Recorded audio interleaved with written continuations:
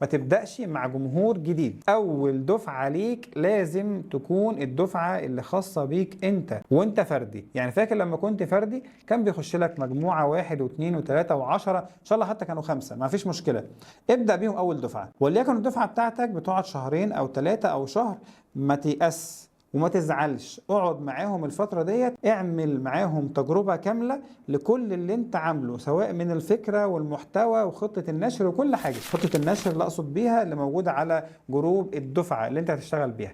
اشتغل، اعمل جروب دفعة، سميها دفعة واحد، وابدأ دخل الفريق بتاعك او دخل الناس الطلبة بتوعك اللي كانوا شغالين معاك قبل كده، وابدأ مارس معاهم نفس المنهج بنفس كل حاجة، كأنك بتتعامل مع جمهور كبير. يعني ما تتساهلش في الامر النشر، ما تتساهلش في دخول جوجل ميت، او ما تتساهلش في عرض الملخصات بتاعتك وما شابه. كل اللي انت هتعمله مع الأكاديمية لما يكون فيها 1000 طالب اعمله لما دلوقتي يكون فيها 10 طلاب، لان انت لما تعمله دلوقتي وتجرب هتبدأ تسمع الفيدباك. هنا في مشكلة، هنا في حاجة في المحتوى، هنا في حاجة في المادة العلمية ديت، هنا مش قادرة توصل لي كويس، انا مش فاهم. تبدأ تاخد منهم كل الفيدباك ده وتطور وانت شغال.